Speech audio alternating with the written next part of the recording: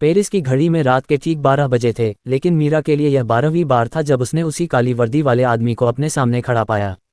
Eiffel tower के पीछे आसमान में बादलों का एक अजीब सा बवंडर वॉर्टेक्स घूम रहा था, जैसे समय खुद किसी फंदे में फंस गया हो। मीरा ने अपने लंबे ग्रे ओवरकोट की कॉलर उठाई और अपनी हेड को थोड़ा नीचे झुकाया।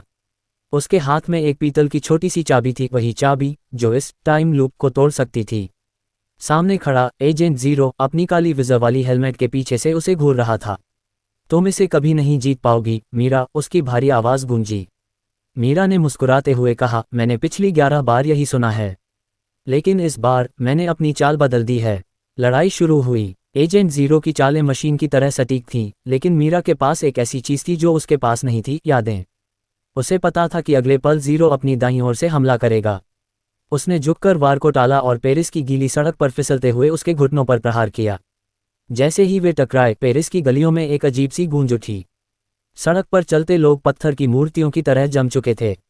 आसमान का रंग राख जैसा धूसर ग्रे हो गया था। ये किसी जासूसी फिल्म का वह सीन लग रहा था जहां संगीत अचानक रुक जाता है। मीरा ने गौर किया कि ज़ीरो की कलाई पर बंधी घड़ी उल्टी दिशा में भाग रही थी। उसे समझ आया, एजेंट ज़ीरो कोई इंसान नहीं, बल्कि इस लूप का चौकीदार था।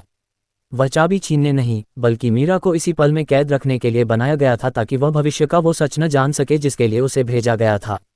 सत्य कड़वा होता है एजेंट मीरा, ज़ीरो ने उठते हुए कहा। अगर तुम इस लूप से बाहर निकली तो पेरिस कभी नहीं बचेगा। मीरा रुकी। उसके सामने नैतिक दुविधा थी। क्या वह खुद की आज़ादी के लिए पूरे शहर को खतरे में डाल दे? उसने अपनी हेड उतारी और चाबी को ज़ीरो की तरफ फेंकने का नाटक किया। जैसे ही ज़ीरो उसे पकड़ने के लिए झपटा, मीरा ने असली चाबी को एफिल टॉवर की परछाई में बने एक छोटे से सुराख में डाल दिया। एक तेज़ रोशनी हुई। पेरिस की हवा में पुरानी किताबों और बारिश की मिली जुली खुशबू फैल गई। लूप टूट चुका था। एजेंट ज़ीरो धुएं की तरह गायब हो गया। सूरज की पहली किरण ने जब एफिल टॉवर को छुआ तो मीरा को एहसास हुआ कि उसने सिर्फ लूप नहीं तोड़ा था, बल्कि खुद को उस डर से आज़ाद किया था जो उसे बरसों से भागने पर मजबूर कर रहा था।